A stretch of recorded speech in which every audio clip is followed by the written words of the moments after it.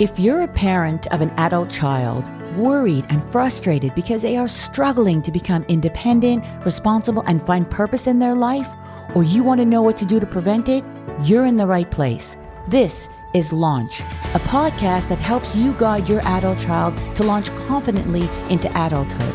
I'm Shari Jonas, author, educator, and co-parenting consultant, taking a deep dive into the ongoing challenges that you're faced with as you watch your adult child struggle.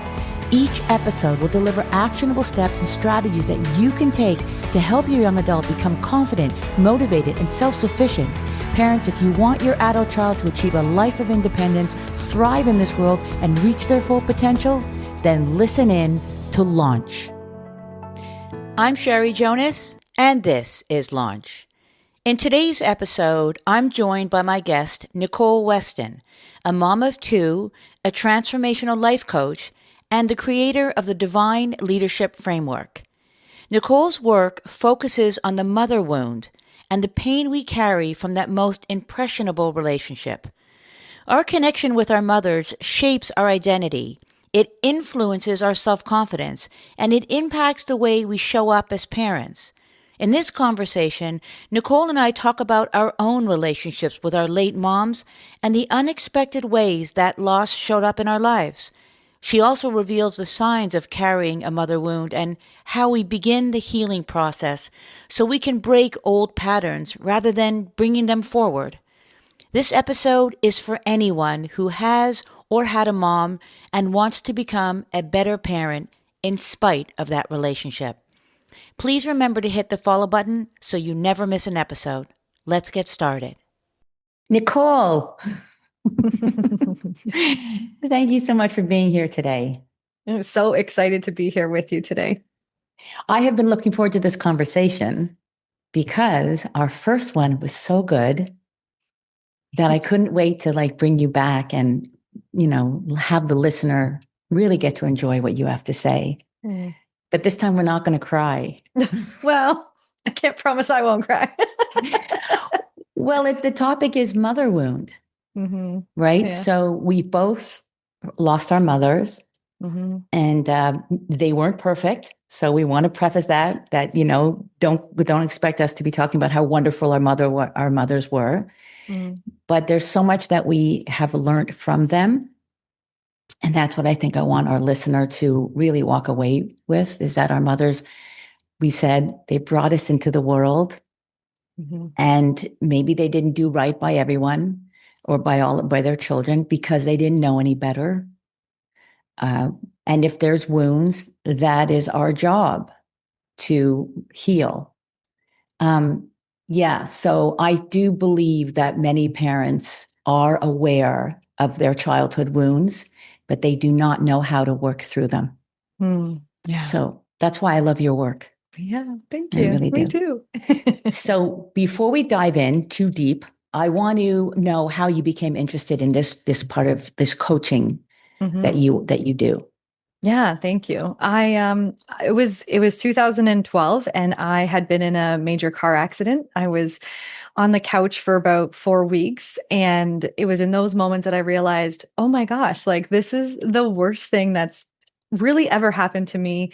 And my parents were not changing their mode. It was, they had their habits, they're doing their thing. Right. And I was like, no one's coming to rescue me. Why isn't anyone coming to help me? Right. And I ended up just having to move homes. I had to do a lot of I'll say downgrading. And then it got to a point, I'm doing my dream job. I'm absolutely in love with my life. And the things at home were starting to pick up, and I was like, I can't do this anymore. I'm going to quit. And I ended up calling one of my colleagues, and I said, I have to quit. She says, you need to come in for a session and we need to just unpack this. And there's where everything transformed. I did an intake. It was about 2 hours long. And I heard this story that only I had ever, I guess maybe I knew it, but I've never heard it in that way before. And I felt so empowered to really start to understand what's under the hood, what is running the show 90% of the time. I ended up doing a 6-week breakthrough and really started to recognize that I had this limiting belief that I was unlovable. That wasn't true.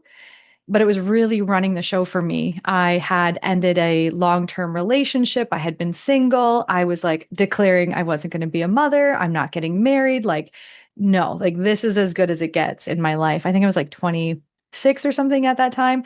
And after this transformation, I came out with a goal to um, be in a loving, healthy, nurturing, communicative relationship with the man of my dreams on March 3rd, 2013.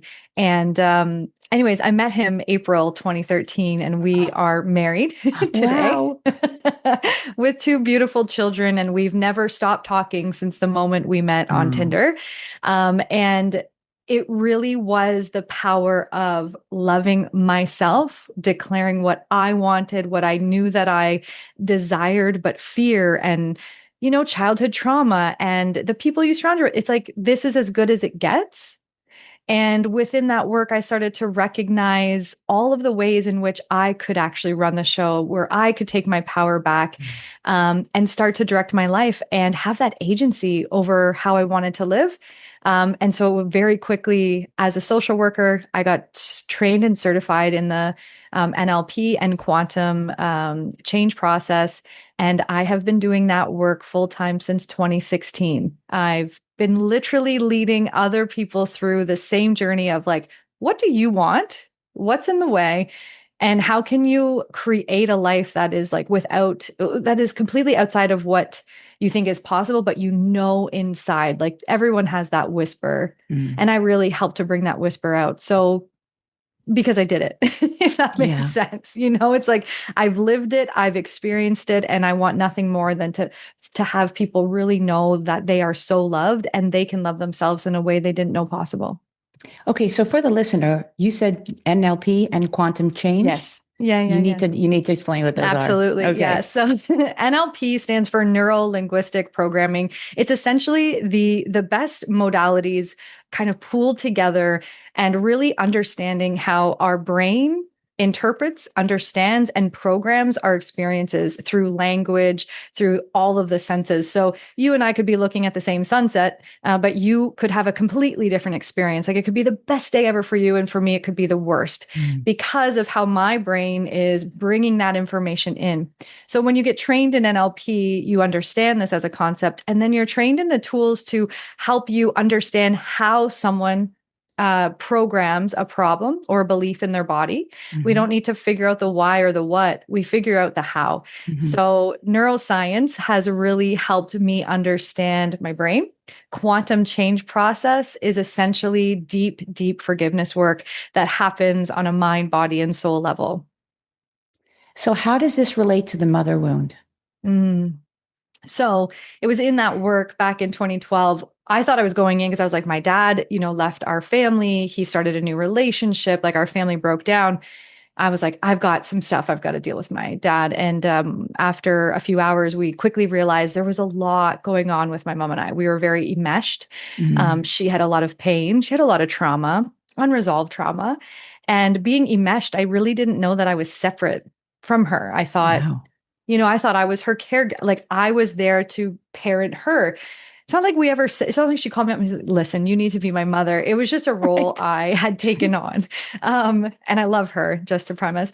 And so it was in that work that I started to recognize I have a lot of unhealed stuff with my mom. Mm. And I learned how to love because of her. I learned how to live, how to earn money. I learned how to be a mother because of her. And there's so many wonderful qualities there. But also, there wasn't any time for her to deal with her emotional pain. There wasn't any time for her to deal with her trauma. And it came out in some yucky ways. And those were wounds inside of my heart. So, through this work, I've been able to recognize her as a mirror. What is it Mm. that she's showing me that I can heal? And that has been essential in the work. And so the mother wound happens to all of us. Okay. If you have a mother, you have a mother wound. It doesn't need to be you don't have to be a mother to have a mother wound. And you can be a son to have a Okay. mother wound, right? Yeah. Um, the reality is we all carry these wounds from generation to generation. QCP is the short term for quantum change process. And this is the modality, the technique that we can get right down to the root of that wound. What is it that you learned through that mother wound that's preventing you from living in the now, preventing you from having that loving relationship or having that healing in your body or being the mother you want to be? What Mhm. is it that's getting in the way? And that is typically through that process, we start to see that come to life. Okay, so between, the ages of 0 to 7, this was a belief that was anchored in, and here's how I played it out with some of the very significant people in my life. And what we start to recognize is how I learned to love. I'm playing that out with everybody around me. Mhm. So if I want to have a loving, beautiful, trusting relationship with the man of my dreams, I've got to resolve it from the root. I've got to figure out, where did that happen and what did I learn and how is it not serving me anymore? And I use that phrasing very intentionally because it did work for a certain amount of time, right? Right. Our wounds are helping us. They're keeping us safe. They're keeping us protected. Right. My belief is that once they start to come up, they're coming up for healing. And so that's really the premise of why I love QCP and NLP so much. Okay, so you did answer something I was going to ask you. So Yeah. the mother wound is not exclusively for women. It's Mm-mm. for anybody, any Mm-hmm. human that Mm-hmm. has a mother. Mm-hmm. Okay. Mm. Because Yeah. we talked a lot about women and the Yeah. mother, right? And Yeah. mothers.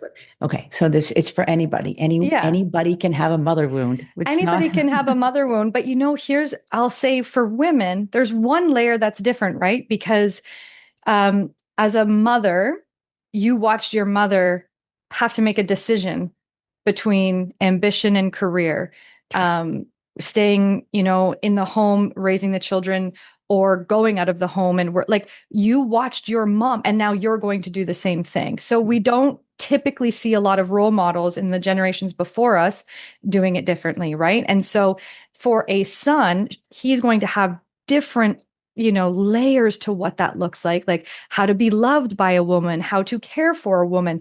So yes, we will all have that. My work definitely does specialize in that space of like, how do we decide between both? Like, how do I hold my ambition and, be present as a mother and have a loving, healthy relationship? Because when I look back, nobody else was able to do that in a way that felt really good for them. Let's say maybe they did it, but maybe there was other challenges. So I will put that caveat that we all have one, but how we express those certain wounds will look different just based on gender and our roles in our family. Mhm. I want Mm-hmm. to say this. When I was younger, I didn't, I felt very strongly about this statement that I did not have a role model. I did not look at my mother as a role model. And then Mm-hmm. I realized instead of, instead of being like upset with her that she couldn't be a role model for me because she wasn't, she was so fiercely dependent on every man in her life, Mm-hmm. starting from her father to her husband, then her ex-husband, that I swore I would never be like that. But I Mm-hmm. realized that learning by default, learning how not to be from our parents is still a gift that we can glean, that we can take Mm-hmm. from that experience. Yes. That just because she wasn't how I should be didn't mean that I couldn't learn how not to be. And so 100%. I became less upset about the fact that she wasn't a role model for me. I thought, I don't need that. Mm, I'm going to be an independent woman because she wasn't. So right. I don't know if And that, well, no, I love that because I think it's the contrast. Like how beautiful for her to model unconsciously. It's not like she set off to be like, I'm going to show you everything not to do. But you were able to say, these are like, my soul does not align with these things. This is not how I want to do it. And so for her to give that contrast of like, in your soul, this is not what I want. And I'm going to go do it differently. I think that is a really beautiful gift, to be able to say, actually, I wouldn't know what it's like to say, my mom was my best friend, like blah, blah, blah, blah, but man, did she teach me so much, whether she, intentionally wanted to or unintentionally did. I do think part of the mother wound is that when we can look back and go from generation to generation, what did they heal? What did they resolve? Maybe they didn't do it all, but maybe one element was really, really resolved on that created space for the next generation to do it differently. And that's evolution. That's such a beautiful part of this healing work. I know my mother was incredibly proud of me that I was like the first grandchild in the family that actually went to university. I know that she didn't want me to be like her. So, but she didn't express it in so many ways because she wasn't very expressive, but I knew how proud she was of me. Mm, So, mm, um, mhm. how do we know if we're struggling with a mother wound? Like, what are some of the common signs for our listener right now who's thinking, yeah, I think I have some unresolved issues? What are the signs that would be so glaringly apparent? Yeah. Love this question. I think there's a few that are super obvious. One of them is being like highly, highly independent, Mm, maybe learn that asking for help either burdens someone else or causes too much stress or leaves an individual feeling very disappointed. So rather than feel that heaviness, I can do it on my own. And I think everything is a duality. There's a polarity to everything. We need it all. We need to mhm. be independent, right? That's important. But to what end? When we start being independent and it's sacrificing a lot of our needs, then that's when it's causing, chaos. Like even just being in a family or working as part of a team, being independent isn't going to move us further ahead. It's going to start to take away, right? Right. A very, very highly critical inner voice or that inner monologue that is like consistently judging, I like to use the word cruel because that you would never speak to anybody in your life with that voice. But for whatever reason, you are to yourself. That one is really, really big. A lack of boundaries. So it's like, you should say no, but you just can't handle the feelings that come with letting someone else down. So Mm, it's like I will just say yes to everything and I'll burn myself out, but I can handle that because I've done that before. So I'm a yes person. So the lack of boundaries are very important. A high indicator of the mother wound. And the last one is just I'll say either it can show up differently for those, but like a lot of fear or control, needing to control so many parts of our life or living in fear of, what are other people going to think? How is this making other people feel? It's kind of like to be an empath, it's a beautiful thing, but then to the shadow side of an empath is you almost take too much responsibility for right. everyone and everything, right? So Right. all of these pieces start draining. Like I have this visual in my mind of just like you've got a balloon and you're just poking it with holes and the air is just coming out fiercely. Like we can do that, right? But how long can we sustain that? And what are we sacrificing in that space? There's a lot of sacrificing that's happening in there. Yeah. You Mhm. you you nailed me, by the Oh, okay. way. I mean, I've done a lot of work Yes. as we spoke Yes. about. So Yes. this was me younger in my Mm. 20s. I was fiercely independent. Mhm. Yet at the same time as I was a people pleaser and Right. Right. oh, like it was constant. But I think what I think this is very relatable what you're saying. I feel like there's a Mm. lot of people that can say that was me, but again, maybe they didn't realize where it came from, or maybe they do realize where it comes from, but they need to know how to Mhm. move forward and how Mhm. to heal. Mhm. I think that's where Mhm. people get stuck. Yes, Yeah. I'm aware of all this, but what do I do? And we're going to talk about that. Mhm. Maybe we're going to talk about it in this next question. Well, in actually in our last conversation, I wrote down something that you said that I Yeah. felt was so powerful. Our Mhm. mother wound gets in the way of being the mother that we want to be or the mother that we thought we would be. In fact, you said that you have a lot of clients that come to you saying, like, I thought I would be better. Mhm. Can you talk about that? Yeah, well, great. I love this because I think you even mentioned it before. It's like, will not do this. I will not be this. And I think there's so much love. And I think even as a parent, I want my daughter to be so much better than me. Like I literally Right. am creating a life for her to be better than me. That is my goal. But I also want her to have all my great qualities too. So, anyways, however, the challenge I think with the mother wound is like because it is so unconscious, right? We have to look at our conscious and our unconscious mind. Our unconscious mind is 90% of it. It's the reason why we're breathing and not consciously breathing. It's the reason the blood is pumping through our veins, why everything is happening without us having to do it. And I think when we really start to slow that down, Our unconscious mind stores our memories and our beliefs. So if we watched our mom never, ever say yes to help, guess what? You may want to say, I will ask for help when I have kids and I'm raising my family and I'm doing work. But for whatever reason, the voice inside your head or that belief is making you feel like, let me just say my words, I'm not good enough and I have failed because I should be able to do all of this. Mm. I should be able to handle 2 kids, a marriage, a business, keep the house clean, do all the things because she did. But the truth is, what was missing in those pieces? What was she saying no to when it came to herself? And I think that's where we have this opportunity of saying, um, if that was modeled to you, it's okay. And your desire to want to be different is wonderful. How do we do that? We have to come back home to ourselves. Mm-hmm. We have to be able to say, it's something I learned. And this is why I like to call it the code. Like I look at it like a computer software system. We're hardwired and we have, the hardware that comes with it and the Mm-hmm. software. Mm-hmm. And we're talking about the hardware programming here. And so we develop strategies and habits that say it's not safe to ask for help, let's say. So therefore we go, 10, 20 years not asking for help. But then all of a sudden we become a mother, we want to have a business, and we start to realize there's actually no time for me to take care of myself. There's something is wrong with me. But Mm-hmm. that's not true. The reality is now you're in a space where you are actually being invited to your potentiality, to your power, to what's possible.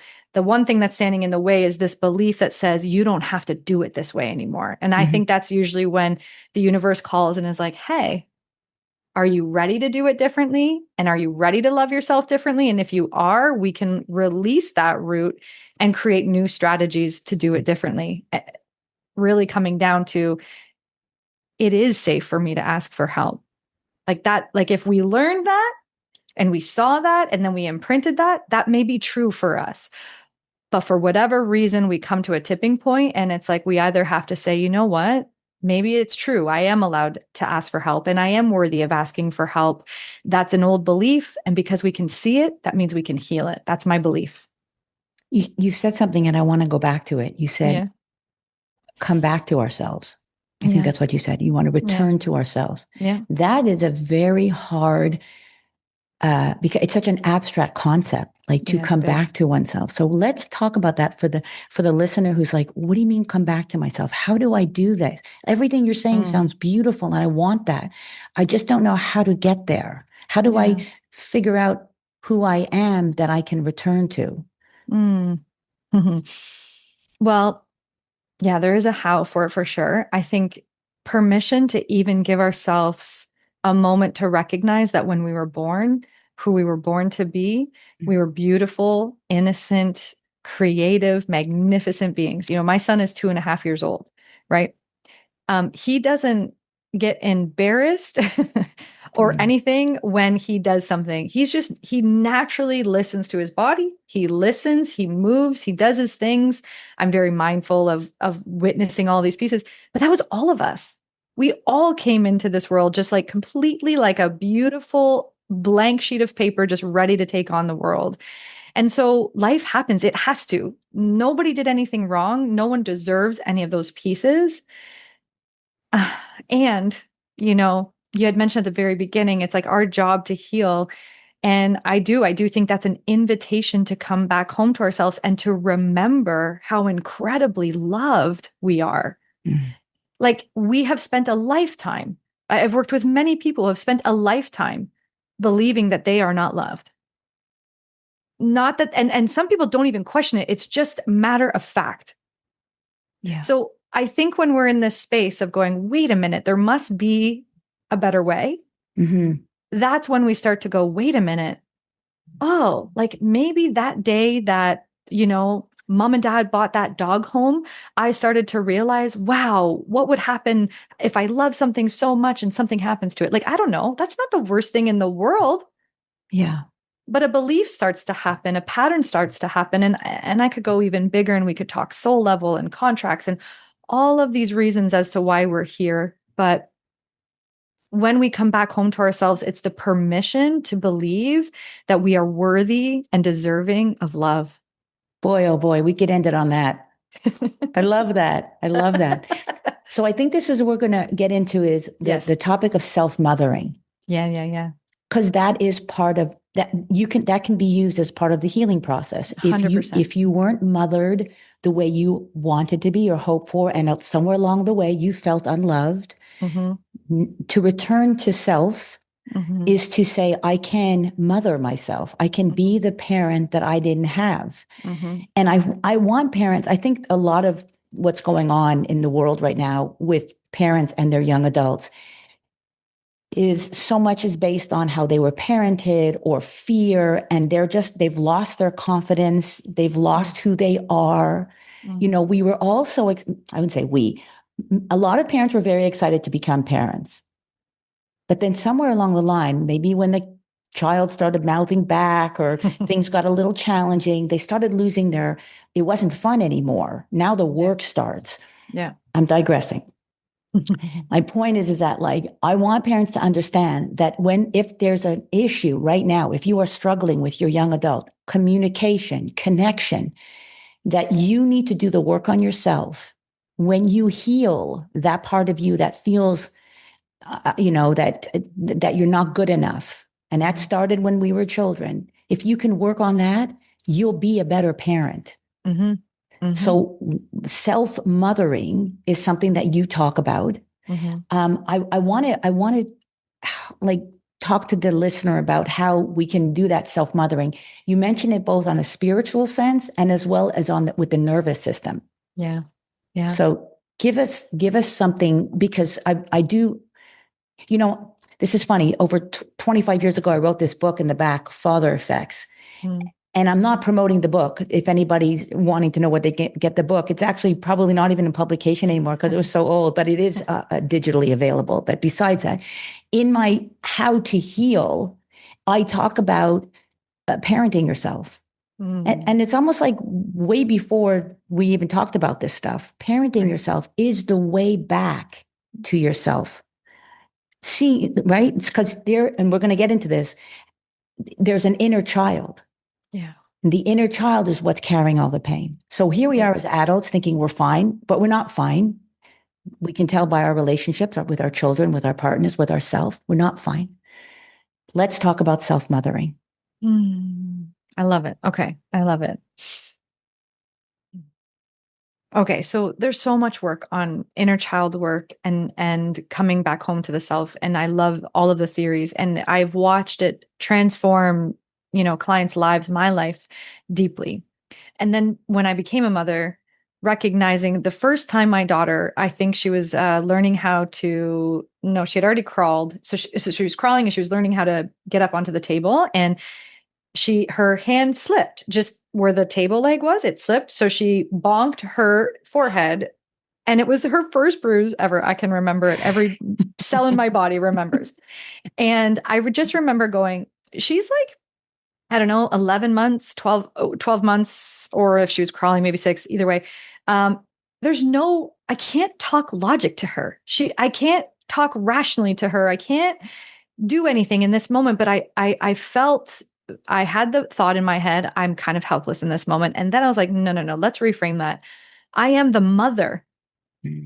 All she needs right now is the mother. And what does the mother have? The mother has love. The mother has, I think of a goddess energy, like trusting, and she knows, and she doesn't question, and she just stands and holds space. And so when my daughter hit her head and she's like, oh my God, I don't know what to do right now, she comes to me for a hug. Like, what a gift. She comes to me for a hug and say, Mommy, like literally her little heart saying, Mommy, tell me everything is okay. Tell me what the heck just happened and what's next. And all I could do in those moments was hug her and hold her. I didn't run for ice. I didn't try to talk her out of it, but I could hear the dialogue trying to tell me to fix it. Right. But because I've been doing the work, I was like, no, like the only thing needed right now is my presence in this moment. Because her nervous system was dysregulated. She hurt herself. She was in pain. Her emotional brain was completely here, ready for me, not her logical brain, the Her brain, the lid has been flipped. There's no bringing that back on to talk about how to do it differently or anything. And so I just remember that moment so deeply. And then when you think about giving her a hug, and then she starts to take deep breaths. Now we're talking nervous system. Okay, she's breathing. All I had to do in that moment was remain calm, hold space, right? Nervous system's back online. She's back online. And I said, Hannah, let me show you what happened. And I showed her. Oh, okay. That's it. Done. That's the sequence, right? So what do we learn in that moment? We need to notice, we need to witness, and we need to acknowledge. We need to be validated. Mm. And how many of us in our younger years, I'm going to say this first and foremost, our parents had the best intentions all of the time. I deeply, deeply know that. What I often will tell my clients in one of our forgiveness sessions is like, I forgive you for not being the mother I needed at the time. Wow. Right? Because maybe mom's love language is like acts of service, and maybe mine was words of affirmation. So she's going to show me she loves me through making the food and doing the like laundry, doing all those things. And all I want is my mom to be like, I love you, I'm proud of you, but she's not saying it. So I interpret that as I must not be good enough. I must not be loved. There's nothing there that's not true. But again, if we go back to software, the communication lines are crossed. And so it's like when we do this deep forgiveness work and we self-mother, we have to come at it from that approach that my mom did the very best that she could. And when I became of age, which I think is like when the brain develops fully at 25, it's an honor for me to take over. And I think that's where we get tripped up is like, we have these beliefs like you hurt me, you weren't there for me, I could talk about me, you left us, dad, like you left. And I could go on, but that could be my story forever. And I could be waiting forever for him to say sorry or to take some responsibility. But the reality is I can't force him to do any of that. Right. So when we have to self-mother, it's being able to come back and go, nobody knows me better than me right now in this moment. So what an honor it is for me to recognize, validate, and witness myself. That's what inner child work is. But now we're doing it from that place of like, I get to. Because mom, it's like, hey, mom, I'm going to take it from here. Not out of spite, not out of like resentment energy, but out of like pure honor energy. And that's the difference that I teach is that when we can talk about repair and we can do all these things, but if we're not willing to see the little girl inside of ourselves, like, and to recognize that maybe those moments when my daughter, refuses to go to the bathroom or refuses to help out or whatever, that is triggering the parts of me that are feeling when I was a little girl that felt those things. That's not my daughter's job to do that work for me. That's my job. So that's where I start to go, how can I love myself in this moment? I witness that I'm frustrated. I witness that I feel like nobody is helping, and I'm validating that my feelings are important. And there's nothing to do. It's just something to feel and to acknowledge. And I think that's we underestimate how powerful that can be. Yeah. So I believe that if you want to come to that place where you can heal yourself by self-mothering, you have to recognize that you do have an inner child. Yes. That is hurting. Yes. So it's almost like you're playing this role of I'm going to play the mother to my inner child that needs to work. I can't listen. A lot of our, my age group, I'm a little older than you. Our parents aren't even alive anymore to say sorry. Right. So does that mean you're going to carry that wound for the rest of your life because they didn't say sorry? And what is sorry anyway? These are deep wounds of lacking love or feeling unloved, but you can do that for yourself. You can. It's a beautiful feeling too when you can say, I do love myself. A lot of people struggle with that. They feel like they're being conceited or something, but they're not. It's such a true gift you give yourself that says, I'm a good person. I love myself. Right. And then that makes you, here's the greatest gift of all. It makes you capable of loving others. Yes, exactly. Right. It's inviting in more space for love. It's the difference. I talk a lot about toxic positivity. Like I love affirmations, but if we can't feel it, that's because we haven't witnessed the pain we've actually been in with, okay, so when something happens, if you were taught like, oh, like the glass fell off the table, that's your fault. We're always looking for someone to blame. What if we just saw that as like, oh, I made a mistake. That's an old thought I used to have.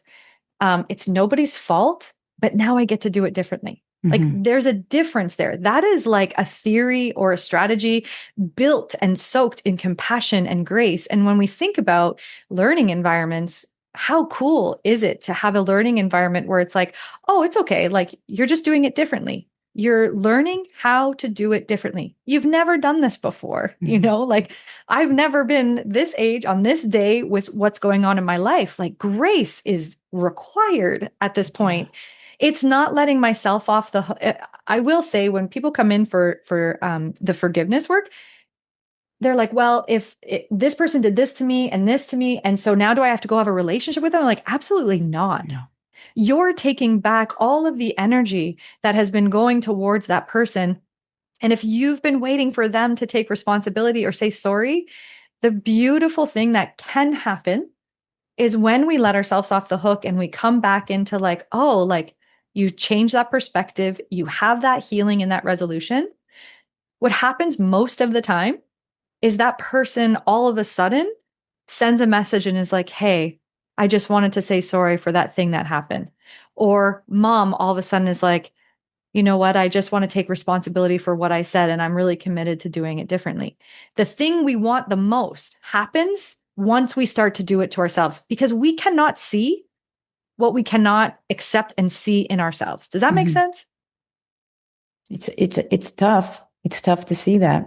It's so tough to see that. It's like, of course you love your children. Of course we love our family. Of course we do all these things. But the judgment, the blame, and I talked about that cruel inner voice that we've got going on ourselves. If we can't change that, we're constantly on edge. Our nervous system is dysregulated. Like it is our job to reframe and redirect that voice inside of our head and to remember to come back to ourselves. And I think at the end of the day, when you put your head on the pillow, the only person you have is yourself. It's you first. And if you cannot love, accept, and acknowledge what you did that day without like love and grace, you're going to have a very hard time accepting that from others. Yeah. And that there's nothing wrong. Like there's no blame. It's a learning piece. Like nobody's teaching us that in school. We're not, we are out here doing that work because it is so key in this transformation. So when we were talking, and we had such, I know I've referenced it already, but we had so much, we had such nuggets of great conversation. But there are two things, and this is where we're going to move a little bit into the parenting role now, because a lot of work on yourself. But our children are two things. They are our triggers, and they are also our mirrors. So when we talk about children as our triggers, I don't know if I've ever met a parent that doesn't have at least one child that doesn't press their buttons. Right. And there's a reason for that. Right. Right? They're not just pissing you off. This is a gift. They're trying to help us to learn something about ourselves. So do you want to talk a little bit more about children as triggers? Yeah. Oh, so I think so here's where I'm going to share a difference between trigger and an activation. A trigger is like, okay, my daughter, let's say you get an animal and oh my gosh, when I was a kid, we had to rehome our animals. It was the saddest day of my life. And then here we are, we had to do it with our family for my son. We had to rehome our cats, a very devastating day. That can be a trigger because it's going to bring up emotions for me that I would have had when I was a kid that maybe I didn't get resolution on. So I really engaged my daughter in this process and she knows it, but it's not a trigger. It's not trauma, if that makes sense. So I think there's that trigger. And then there's activations. And an activation would be like, oh, she's activating me. There's something. This is a beautiful question I love. There's something for me to learn here, she's a kid, she's doing her thing. But if I've committed to a lifetime of growth and healing and really wanting to show up for the little girl that's in front of me, not the little girl who I want it to be, but like who's actually in front of me, then I'm invited, I'll say, to ask, like, what does this have to do with me? Why does her not listening to me irritate me, lose my patience, trigger me, activate me? Like, what is it? And I always think there's like three layers to it because, yes, children need to listen, but like just brain science alone, they don't even have the brain set up yet to listen as quickly as we want. So, okay, it's not that. So, what else does this have to do with me? You know what? When I'm not listened to, I feel very disrespected and I feel like I'm running out of time. Okay, that's good. I mean, that's great awareness, but like what's really at the bottom of what does her not listening have to do with me? It makes me feel like I am a failure because everybody has kids that listen and there must be something wrong with me. Now that is the root. We can really do something there. And I will say that sometimes just the awareness of that can shift the energy between the parent and the child. It can. Right. Because the parent in that moment goes, "Whoa, I just took full responsibility for what I might be seeing in her." And when we can see it, we can heal it. So if I feel like there's something wrong with me, well, now I need to call my coach or I need to call my therapist. I need to take action and really come back home to myself and remind myself that I am loved and I am important and I didn't do anything wrong. And I need to find a new tool. So there's so many invitations in that point, but they're getting to the root because you know what happens when we cut a dandelion, it just grows back. Right. So listening, so I always look at it like three layers. It's like this, the presenting problem is that she's not listening. The semi-conscious problem is, maybe I need better boundaries or, there's something going on. But the root of the issue is typically coming back to the parent themselves. And again, that's not a blaming point. That's a power point. That's like, this is my opportunity to take responsibility for that belief. It's not true, but it is giving me insight to do this differently. And then all of a sudden, what we'll start to see is like the energy and the dynamic between the parent and the child shifts because now that kid doesn't have to keep not listening to show mom or dad that they might be having those certain feelings about themselves. Ooh, yeah. That's heavy. I know. That is heavy. I know, but it's, the invitation opens up space. Yes, it is an opportunity to learn. That's the bottom line. Our children are pressing our buttons for a reason. Pay attention. Right. Yeah. And I'm a business owner, entrepreneur for 12 years. And I remember when we were potty training my daughter and I was in a mastermind and I was like, like everything is working out. She's trained, but like for whatever reason, like she just won't go. It's like she just won't do it. And so they gave me this framework and it was like, well, maybe I'm forcing her. Okay. Yeah. Maybe I need to step back a little bit. Like maybe I think I'm not forcing, but maybe my energy is forcing, right? Even though I'm like, it's okay. You got this, my love. But maybe my energy is high expectations. Sound familiar, right? It's like, yeah, I've got a lot of high expectations on myself. I put a lot of stuff on my plate. Okay, it's not that. Okay, what else could it be? I'm I'm putting a lot of pressure on myself to perform and to get this certain goal. So, you know what? That's what this has to do with me. And I came back up from that call and my daughter was right back, literally had just gotten off the potty and did all the things we were waiting for her to do. The energy shifted instantly. So not only did that framework help in my business, in my mothering, and in myself, it takes away all the time and energy we spend on ruminating and focused on the top level. When we get resolution at the root, that's how we transform it, right? Like it's gone. Right. Yeah. And how do you see children as mirrors? Which is different than being triggered, right? Yeah. Because it's not necessarily a bad thing. Like a trigger feels you feel like angry or upset, but a mirror is different. Like you see yourself in your children or a child. So what does that do? How does that come back to us? Well, in the forgiveness work, we actually are looking in a mirror. And so for some parents, we do need to address one or all of their children.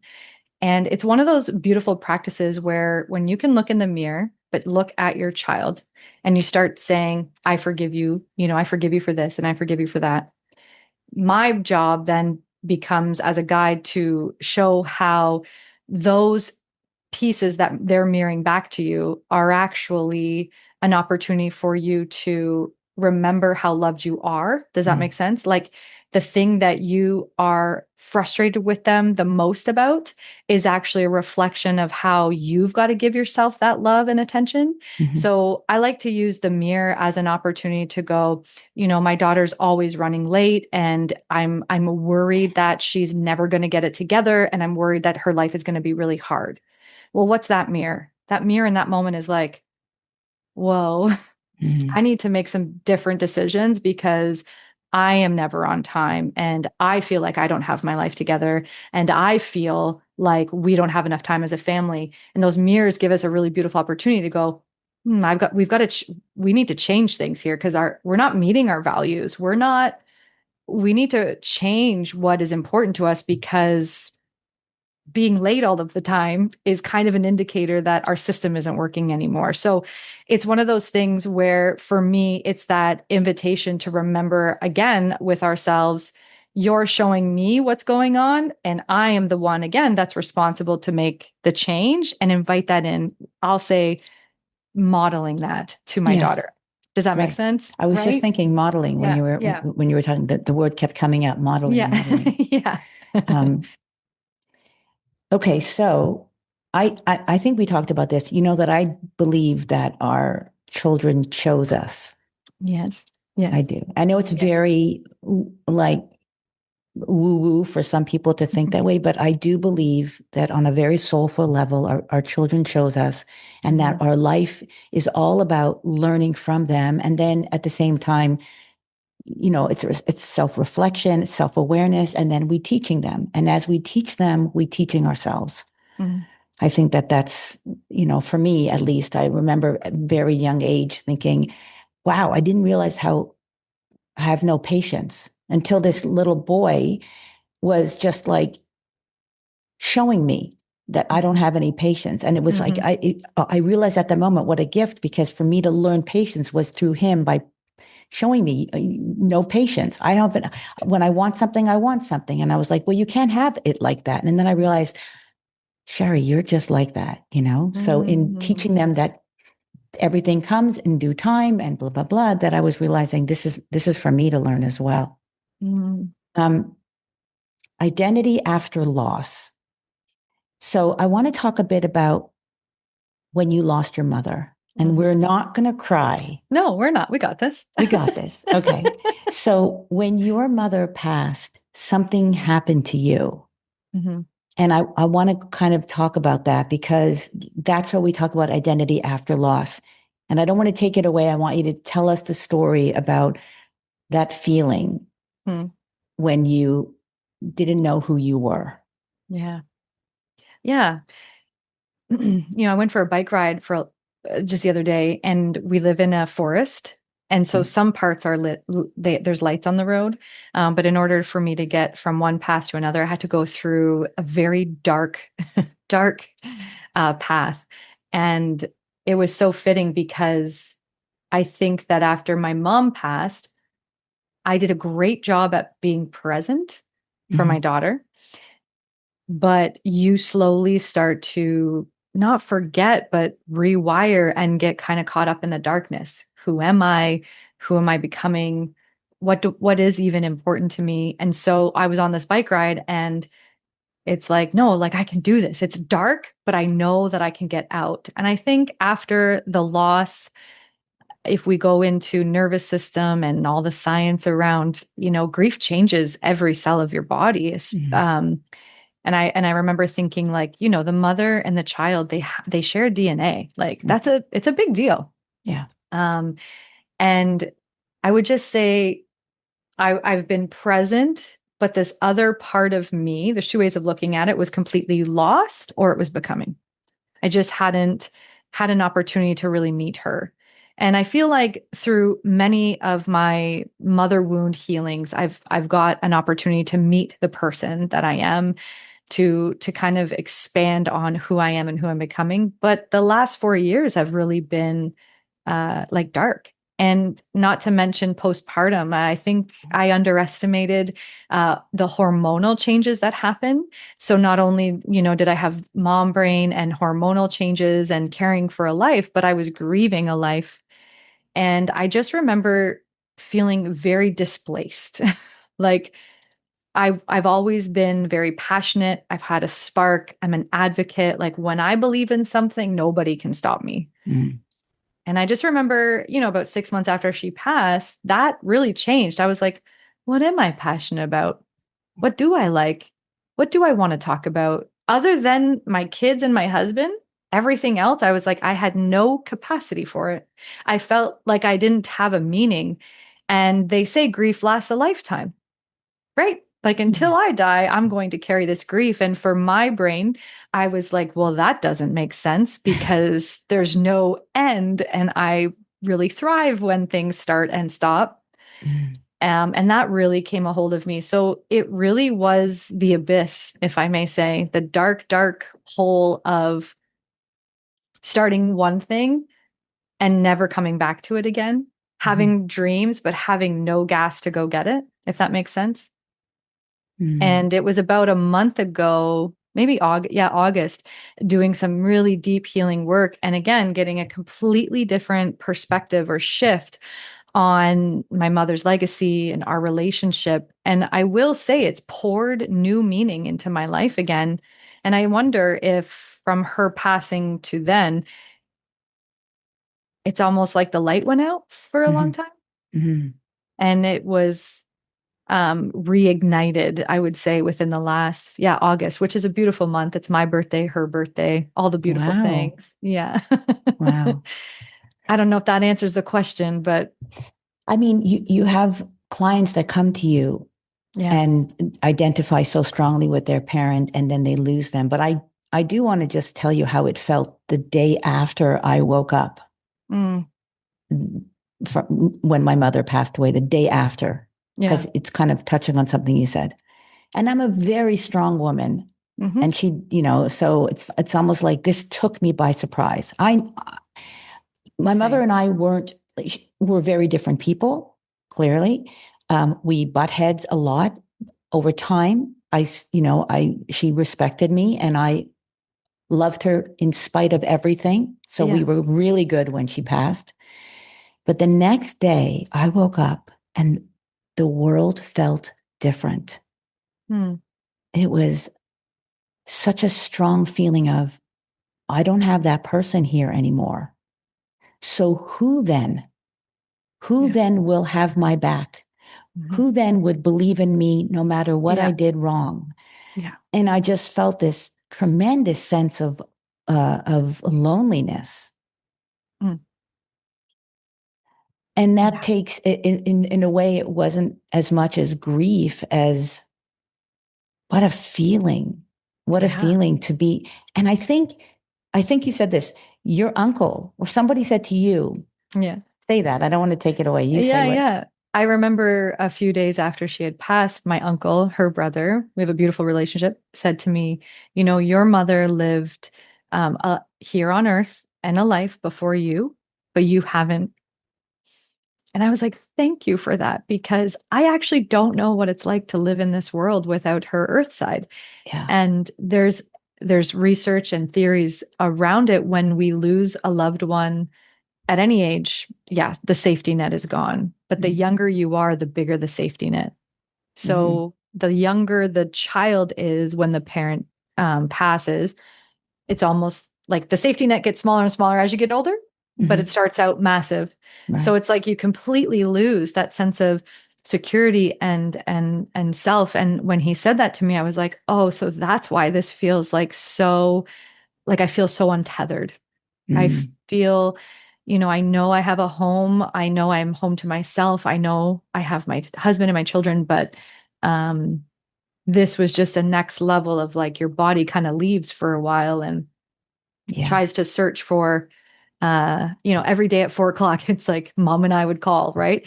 So it really hit me when you said, no one will ever believe in me the way a mom. See, I'm not going to cry. We got this. um, because yes, people love me and people believe in me. But I think I remember feeling the first few years, like I had so much to tell her about my daughter, Mm. like I would tell her in detail what happened that day. And then all of a sudden that was gone. So it's almost like my memory wasn't, because I'm an I'm an external processor. I had no one to say, yeah, like Hannah did this today and she had this many movements and she ate this. And oh my God, you should have seen the way she ate the goldfish cracker. It's like nobody cares. So when I went to pick up the phone to tell this random story to someone, it was like, well, they don't care. Like they care, but they don't care like your mom cares. Mm-mm. Your mom will listen to anything and everything you have to say, regardless of how toxic or healthy our relationship was through the years. She will listen. Right.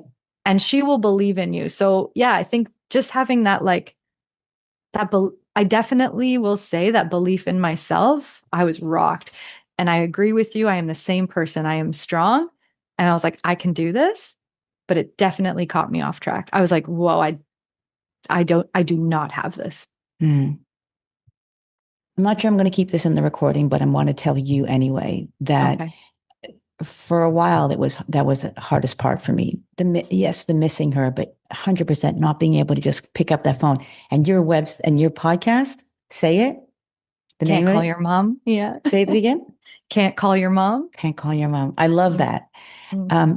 So I struggled for that year at feeling the loss of her and that having that person. She was my person. Mm-hmm. So I went to a psychic. Mm-hmm. That's why I'm not sure I'm going to keep this in here. And it was like a channeler. And Yeah. the minute I walked in, they said, "Oh, somebody just busting to come in." And you don't say a word when you go to these people. Right. You just Yeah. keep Yeah. Yeah. everything Yeah. under wraps because you don't want them to know anything about you. No. Um, and she said, "It's your mother. Your mother's here. She's in the room. And she wants you to know she knows where your son is playing soccer. She knows the color of your daughter's room. She is all around you." And that gave me so much peace, Nicole. You have no idea, because now I knew that I didn't have to pick up the phone. Yeah. I just knew that she was around me. Yeah. And I find that there's so much comfort in knowing that there's a soul that exists outside of her physical body, that even though she's not there, they're not there.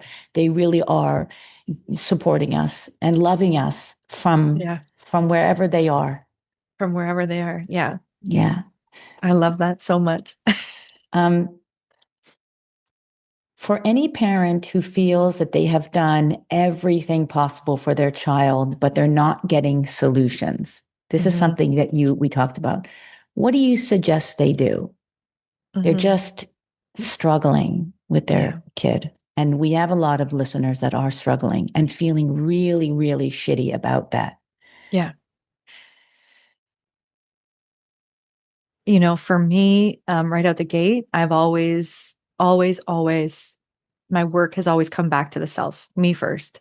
And Mm. again, not from blame, but from love, like a willingness to accept oneself from a loving place. We know the power of thoughts. We know the power of energy. There's been studies that show if you bully a plant and you love another plant, one will grow and one will not. I love that. Right? We know that, like, that's not woo woo. That's like proven science. It Right. happens. Right. And so it's like if we were to look at ourselves as a beautiful garden, what have you been giving that garden? How have you been talking to yourself? How have you been treating yourself? How have you been loving yourself? And if you're having those challenges in parenting, which the truth is we all are, because if you go back to what you said, and I believe the same, our children choose us. Yeah. Just like I chose my mom, we come at it from this place of okay, this is here in front of me, and I do have everything I need to take a step. I think the first place is to take a deep breath and honestly give yourself forgiveness for blaming yourself or for blaming anyone else. I think those are really beautiful moments, what I like to call the spaces in between. So you've Mm. got your child, you've got you, but like Who are you in those spaces in between? And how are you loving yourself in those moments? Because from that space, you can then take that next action step to even begin forgiveness of the self and mothering the self and coming back home to her. That energy alone, again, coming back to the plant, when your child feels you loving yourself, guess what? You don't even need to say it, they're going to feel it. Yeah. They will absolutely. So it's not like the how to, it's not 5 steps, because I think to make any of that stuff work, we have to be willing to create capacity for change. And how do we create capacity with our nervous system? We have to breathe and we have to rest and really change how we're speaking to ourselves, change how we are thinking about the situation. And I know through this work of mother wound work and recognizing like what's the root of this, that's where we get that I'll say agency, because power sounds weird, and control sounds weird, but that's where we get agency to change. Yeah, like that for me is everything. Like that's how we start to take that step forward and go, I've done everything. And now it's time for me to love on myself. And it feels weird because it's like, oh, I should go do this. I should go do this. But I'm telling you, and I've seen it over and over again, when we come back home and we love ourselves truly, our kids often don't do what we say, they do what we do and how we be to ourselves. So I remember learning very early on that I wasn't expressing self-love out loud, but I was doing it to myself. And then I started to recognize my daughter was having a hard time with like math, and she was being really hard on herself. And I quickly didn't say, "Oh, be nice to yourself." I was like, the next thing I did, I was cutting up food for dinner, and I was like, "Oh, I didn't cut that right." And I was like, "It's okay, mom. You're doing a great job. I love you. You can do it differently." And I started to model it. I didn't tell her how to do it. I just started modeling it. And that felt really, really good. Right? Yes, yes, yes, yes. You are practicing everything I feel very strongly about. So I think that this is almost like saying to our listener, instead of focusing so much on trying to fix them, because I Yeah. don't think they're broken. No. This is just a stage that you're going through. Yeah. In the most difficult times that you're having with them, it's time to turn inward. It's time to look in the mirror as you do. And do the work on yourself, and then watch things start to unfold in a more positive way. And that's almost, isn't it a little bit easier? Because you I can't think so. change the people You can't. around us, right? No, you cannot change anyone. So we're getting to the end, and I always like to finish on a positive note. And this has been heavy. Yeah. So Yeah. I know. when someone that you're working with goes through the healing process, and you all actually kind of touched on it, but how do their relationships with their children change when they start to heal? That healing is like a portal of potentiality. It's a portal of love. And it's just offering a child who might feel, if there's challenges in the home, there's challenges in the relationship, a child could interpret that as there's something wrong with me and I'm not good enough or I'm unloved. Well, that's not true. Right. But imagine when we can resolve those energies in ourselves and begin to know that the space that's created, all of a sudden the child's like, oh yeah, like that's not true. Cause look, they're doing this and they're doing their own work. I think a lot of us, and when I say children, I even speak to my own child, inner child. Um, we always think there's something like we did something wrong. And I think the biggest part of this relationship with self and our children is to show them that like we get it wrong too, and we're worthy of love. Like if I can show you that I'm having a hard time and you think I'm amazing, then you're also going to go, well, I'm amazing and it's okay to have a hard time. And I think that is so key in this work, that mom and dad are recognizing that it's not just me, but they're going to go do their work too. Oftentimes when parents call me, I'm like, yes, I will absolutely like guide and mentor. And I invite you to do it too. Because not only like you kind of come in like, with blinders on, and after the work, you have so much expansion. And that alone is it's an invitation to peace and love and things you've not maybe felt in a long time. And so I just think everything is energy. And if our children came here to choose us, they came here to learn something. And I just believe it starts with us first. And I think that shouldn't weigh heavy. That should be a relief that like I actually have everything I need then. Yes. Because I am the perfect person for this person or for this child, because I look at my daughter and I'm like, I know exactly how she's feeling right now. And I've learned X, Y, and Z so that I can carve a new path for her. Doesn't mean she's not going to experience adversity, but she's going to go, oh, mom's been here too, and I'm not alone. I think that's why you knew what to do when she hit her head. Because you asked, what would I have needed at that moment, at that age? I would have needed my mother, not to say you're okay, but just to hug and hold them and give them that security and that support and love. I think you channeled yourself. Yeah. And that's why you knew, you just took a second and you remembered what you would have needed as a child. And by the way, I want to say this as a parent of older children. My kids, knock wood, are not hitting their head anymore, but they're going through their own adult issues. And it's the same process. I will go for a walk with one of my kids. That's an amazing thing I do with them. I strongly encourage outdoor walking, because you're not looking at each other, but you're able to talk freely about something that's bothering you. And when my kids tell me something that's on their mind, I want to fix it. I want to say all the right things. My brain is doing exactly what your brain did, but I know that all I have to do is be present. Just be present with them. Just listen. And that is all our children often need. Yeah. Not the words, not the advice, not the solutions, but just the presence of our being in their company. Yeah. Heart to heart presence, like that resonance, it's connection. And if I've worked with, 300 people, we always go back to that point where it's just like, I forgive you for not being the mother I needed in that moment. And that is everything. Because it's just like, it's an oops, that's it. It didn't actually define anything. Yeah. But it's just connection. It's just being seen, even though we know 100 million things. It's like, there's no other mother. There's no other mother that can do this and hold this space for her. What an honor. And then I will say, what an honor it is for me to do that for myself too. It's so much easier, instead of waiting for sorry, to just offer forgiveness. Yeah. Yeah. 100%. You take your power back. You do. You do.